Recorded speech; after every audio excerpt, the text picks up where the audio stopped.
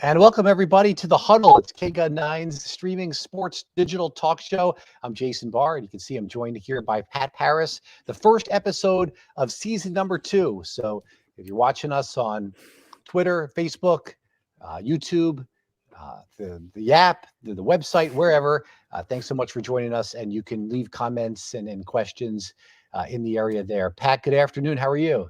I'm doing well, Jason. I'm excited about tonight for the men, and the women have a pretty good we have a good game coming up as well tomorrow night.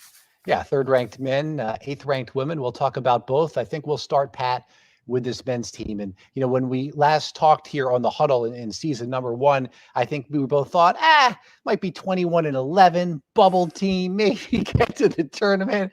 Wow, have things changed. Pat, sometimes you talk about a boxer, and a boxer's like a 16-1 record with 14 knockouts. This basketball team has a 16-1 record with 14 blowouts. They're not just beating their opponents, they're beating them badly, and they look fantastic. Yeah, and those two road victories that they just had by 25 or more points, first time that's been done in the Pac-12. I think, you're right, Jason. And if anybody tells you that they predicted this or even predicted even close to this for the Arizona men, they're lying. They're not telling you the truth. I think there was some hope that with some very talented players that were left behind and a coach that we all thought could do a good job, that they could be a tournament team. But nothing like number 3 in the nation and number 1 in the net rankings for the NCAA. I've been super impressed, as you mentioned, not only with them winning, but it's the way they're winning and the style that they're playing. And they're a lot of fun to watch. And I think that's what's helping us all really fall in love with this team too, is just how much entertainment value we get out of watching them every single afternoon or evening when they play. Yeah, Tommy Lloyd, the head coach, and his fast-paced style. Tommy Lloyd, certainly a candidate for Naismith Coach of the Year. What an incredible job he has done with this team. One comment really stands out to me, and he was asked about Kirk Kriisa and some of the antics that Kirk Kriisa has done on the court, and even before a game where he hurt himself horsing around and couldn't play. And Tommy Lloyd was asked, well, what are you going to say to him? Are you going to discipline him? And maybe he will, and we don't know. But you know what his answer was? I'm not going to crush his spirit. He just seems like he really knows the right way to handle all of the players and the right buttons to press. Yeah, he's a master at that already. And maybe that's 20 years of kind of being that guy under Mark Few. And that guy is the coach that can let you horse around and have fun to a certain extent, unlike when Kirk Kriisa got hurt. But, goof around, have fun. When it's time to play, have fun, smiles on your faces, entertaining, energetic, all that kind of stuff. But at some point, you're right, there's a line you can't cross. And I think Kirk Kriisa and whoever he was with, they were horsing around, that was the line you can't cross. I'm sure it was discussed, but not crushing the spirit, meaning not taking away that fun attitude that they're having. Just realize the importance of what you're trying to accomplish. And that is the thing. You have to keep your eye on the prize at the same time, Jason. You can have all the fun you want. You can all try to make SportsCenter highlight reel, dunks and all that kind of stuff. But don't forget, you're trying to win basketball games. You're trying to get a Pac-12 championship, and you're trying to eventually make it to the Final Four. We've got some statistics to show you. Some of these are just incredible, how dominant this team has been. They lead the nation in scoring margin. So they're beating their opponents by 24.5 points per game, leading in assists per game. Remember, we thought they didn't have a true point guard going into the year. Right. Boy, yep. We were mistaken about that. Rebounds per game. And there were a couple of others up there. Average possession length. So that's the shortest time of possession. So that speaks to their fast-paced tempo. It only takes them 14.5 seconds to shoot. And then 2-point field goal defense as well, just under 39%. Leading the nation in all 5 of these categories. And in other categories, they're not far behind either. And they beat up a couple of Eastern New Mexico's or whatever to start the season, but they just, as you said, blew out 2 Pac-12 teams the last weekend. Yeah, so you're number 2 on the list that we didn't show, scoring offense. So overall points per game. Sure. Gonzaga's won at 90.2, Arizona's at 88.7. Well, they just went to Colorado and put up 76 in a game where, of course, Colorado's going to try to really slow you down, which they did to a certain extent. Then they go and they win at Utah they put up. Oh, I'm sorry, I got that was those home games where they didn't score as much at the home games because those teams slowed them down. They went to Stanford, scored 85. Went to Stanford Cal, and Cal last weekend, yeah, scored 96. So they go 85 and 96. So you have put those two together and they're right at their scoring average. The point I'm trying to make is, even on the road so far, this team's been able to do what it wants to do, and that's play the style of offense they want to play, and they play that switching, hounding, defense where they're doing a lot of switching, but at the same time, they're ready to double team anybody who gets the ball down in the post, or maybe you can get them on a corner. They're going to try to double team you every chance they get. Sometimes they commit fouls. A lot of times they commit turnovers. Yeah, speaking of playing well on the road, Ben Matherin's statistics are actually better on the road. He's Yeah. Pat Parris. I'm Jason Barr. You're watching The Huddle on KGUN9's digital show, streaming platforms. If you'd like to make a comment, do so. We'll read it if it's clean.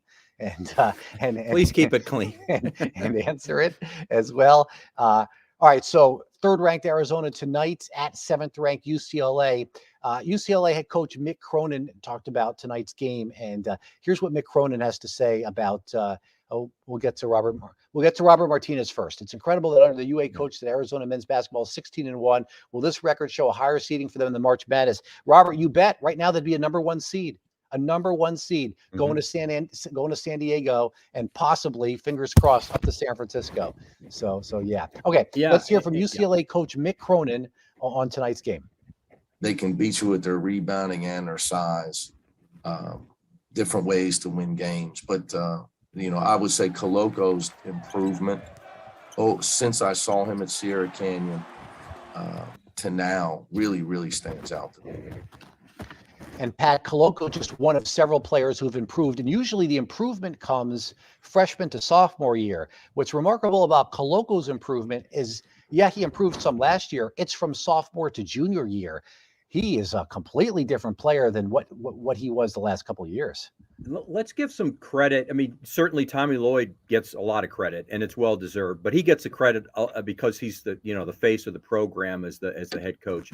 But Steve Robinson is the guy I think that you need to give a lot of credit for. He's the the assistant coach that came over, had been at both Kansas and at North Carolina.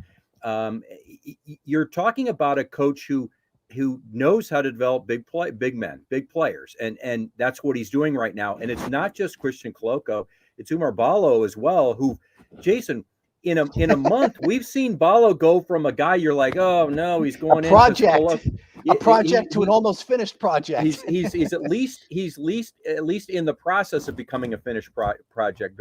Before he was just a project. I got you. And I think Robinson should get a lot of credit for that and what he's been able to do. And did you notice how much they played the Twin Towers the other day on over the weekend? I was impressed with. I don't think they're going to do that a lot, but if they have an opportunity, they see a point in a game or an opponent that they can take advantage of, that high-low game where you got one big man out front, you got one big man down below, and it's just imagine being the opposition coach trying to game plan for what Arizona can do. They can go 4 guards and a big man. They can go 2 big men and 3 guards. If Azuolas Tubelis is healthy, you can go a big man, Tubelis, and 3 guards. I mean, it's crazy what they can do to keep you off balance offensively and defensively. Well, they've gotten away with not having Azuolas Tubelis the last couple of nights. We don't know yet if he's going to play tonight at UCLA, and certainly, that'd be too bad if he can't. He had an ankle injury, sprained ankle likely. So, but yeah, the play that Oumar Ballo has showed in his place has been terrific. Tougher competition tonight. UCLA led by Johnny Juzang, who's averaging 18 points a game. And also, Pat, they're going to have fans back tonight at Pauley Pavilion for the first time in nearly 2 months. Interesting timing, of course. Oh, now fans can be back. There was a little bit of a talk maybe that UCLA had pushed this game back to a time when they could have fans, because remember, they were supposed to play over the holidays, and UCLA canceled or postponed when they were still practicing and scheduled an easier opponent. So there's a little of that sidebar to tonight's game as well. Yeah, James Coda has a comment here, and he's talking about the big men for UCLA, and he says UCLA big, how they fare against Arizona seems like a huge mismatch in favor of Arizona. I think when you have you start with the biggest lineup in all of NCAA basketball, that's the University of Arizona, because they have 2 7-footers, they have Tabellus, they are the inch per inch biggest team in all of the NCAA. So yes, that would be an advantage. UCLA presents other problems though, not just with size. You're going up against a lot better athletes than we've seen the last couple of games, Jason. I think that's where you're a little concerned about. Okay, it's going to be a different style of game. It's going to be a different level of competition and level of athlete they're going up against tonight. We'll see. I still think they have a really great chance. It's just going to be an adjustment they'll have to make. You're going to get that with most UCLA teams. We're not expecting a 24-point win tonight. And if they don't win, it'll be okay. They're going to get UCLA again, I believe, later in the year. It goes like this, Jason. They play UCLA tonight at ASU Saturday. Then on the 3rd, they play UCLA here. So it's not very long before you get UCLA again. So, yeah, we're going to see plenty of the Bruins. Yeah, and Arizona's only loss is a questionable one at that. You don't want to be one of those people who are like, oh, blame the officials. It was the refs' fault. But in that game, that was egregious at Tennessee, I believe it was. Mm-hmm. And so really, they've played a near perfect schedule. You can't expect that to just be, not to be a slip up along the way. But if they win tonight, boy, it's just another win in what's been a fantastic start to the season for sure. Yeah, I think we're all excited about the challenge to just see how they fare. We were excited about them going to Tennessee and see how they would play in that hostile environment. It didn't work out. You can, as you mentioned, you can point to certain things, but now we see they're going to go into a hostile environment. It's UCLA. This is your basketball rival, Jason, too. Let's not overlook it. A lot's happened in the last couple of years with COVID, with changing a head coach. The one thing stays the same is these two basketball teams are the two best basketball teams. Maybe you could stick Oregon in there as well. But you know what I'm saying is this is the team that you've always, had run-ins with. You can say that all the way back to the 1960s when UCLA was winning all those championships. This is the two perennial programs that are at the top of the Pac-12. Yeah, I agree with you, James Coda. That Tennessee game was badly officiated. Not just UCLA, Pat, but a Mick Cronin coach team. He was at Cincinnati. Fantastic job there. All right, so let's touch a little bit now on the women's team. Actually, some news today. By the way, women are ranked 8th in the country. Men are ranked 3rd in the country.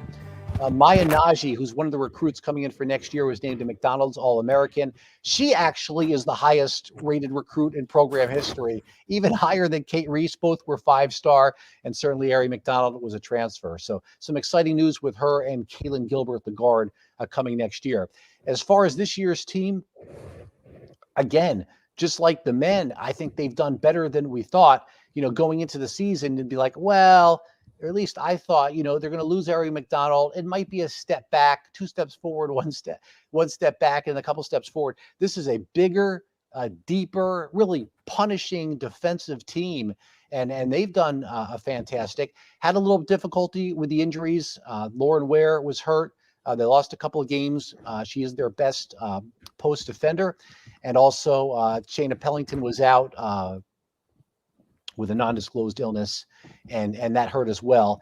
She's a terrific defensive guard, and she has been playing with a newfound confidence the last couple of games with her shot. So really, as we sit here, the women have a fantastic opportunity to possibly host a couple of NCAA tournament games, and if the men keep winning, really a great chance to start the tournament in San Diego. But first things first, it's January 25th, and the women, again, coming off the national championship appearance, having a fantastic season. Their game Friday has been postponed. So the women's next game, correct me if I'm mistaken, is a national championship rematch Sunday at Stanford. Well, they play tomorrow night, I thought, at UCLA. I thought that was a makeup game. Yeah. Okay. But yes, the Friday game's canceled. I think there's some similarities in the paths the men and the women are taking right now. And I look at what the men did in that tough road loss at Tennessee. They bounced back, but there was a little they came back home, and there were a couple of games where you saw them get a little out of their game. You know, they were trying to, as Tommy Lloyd was describing, kind of trying to make that Sports Center highlight reel kind of play, and maybe they needed to be brought back in a little bit. With the women's team, that game at Oregon, that was so out of character for them. The way they lost that game, they kind of blew the lead, and then there were a lot of officiating issues, and we know that Adia Barnes got reprimanded by the Pac-12 for saying they got homered at Oregon. That'll be an interesting rematch coming up when Oregon comes here. But I saw the last two games. They struggled a little bit in that in the next game against Utah, but ended up winning. And then this last game against Colorado, slow start, but they really fourth quarter took it to the Buffs, and that's a nationally ranked Colorado program as well. So I think my point is, I think the similarities are there was a loss that was a hard one to kind of stomach, and then there was a little bit of uneven play that we hadn't been used to. But now in that last game, I really saw Shayna Pellington take over and become that player we thought she could be. We'd seen glimpses of it, and maybe that's the corner they needed to turn for this team to, again, maybe ascend back up in the top 4 or 5 and maybe beat a Stanford at some point. Jason, one of these games, one of these times they play Stanford, they're going to beat them, and maybe that's down the road here, not too distant future.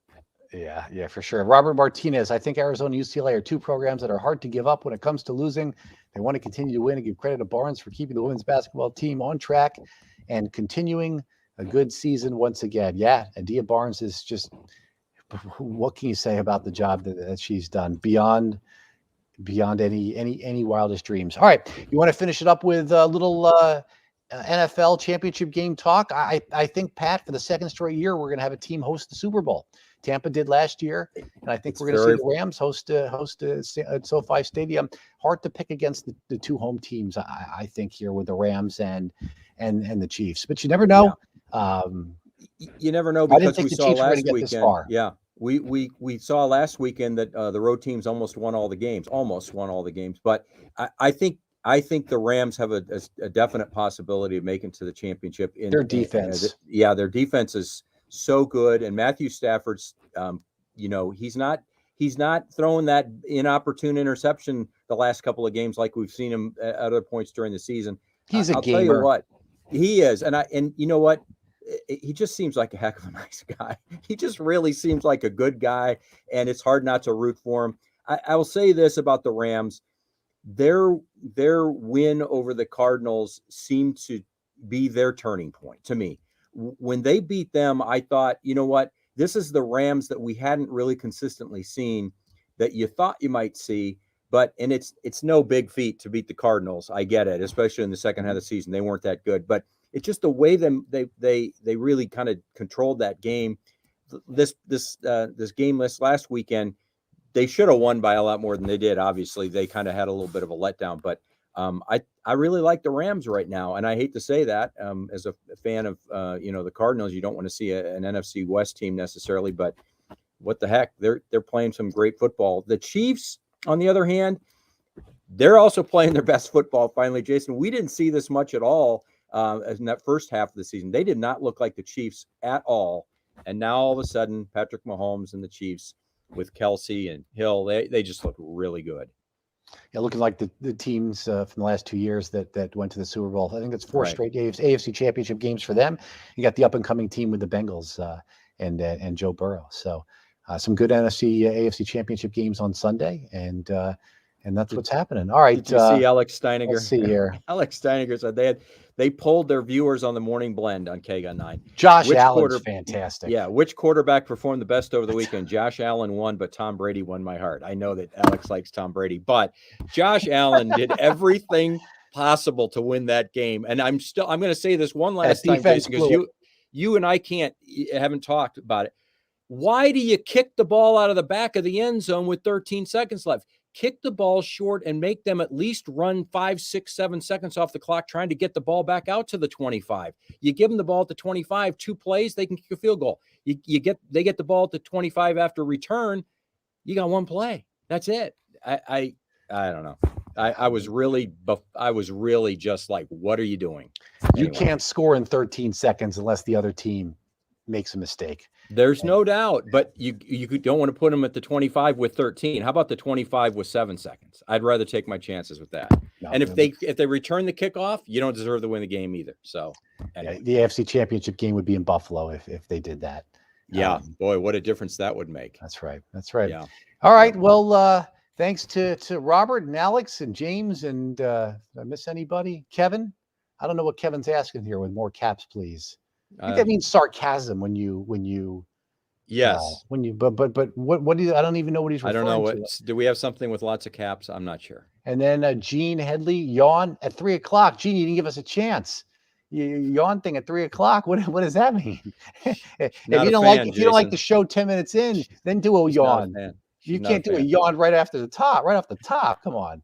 All right. So, all right. Any final thoughts? Looking forward to the game. I wish it wasn't 9:00 tonight. It's an 11:00 game, East Coast time. So, and you wonder why the Pac-12 never gets any coverage nationally when the entire East Coast is already going to bed. Nobody's watching this game tonight. Nobody's. A weeknight at 11:00. There is not anybody on the East Coast watching. Take it from me. I spent some time on the East Coast. Yeah, I know you did. And I did too. And I can tell you that this would be one. Well, I would because I've always been an Arizona fan. But I guarantee you nobody's going to be watching this on the East Coast. And it's too bad. But you know what? They'll see the box score tomorrow. And hopefully it'll be an Arizona victory. All right. Sounds good to me. All right, Pat. Thanks so much for season 2, episode 1 on the Huddle. We kicked it off. Nines. Yep. For Pat Parris, I'm Jason Barr. We'll see you on the news later today on K-Gun.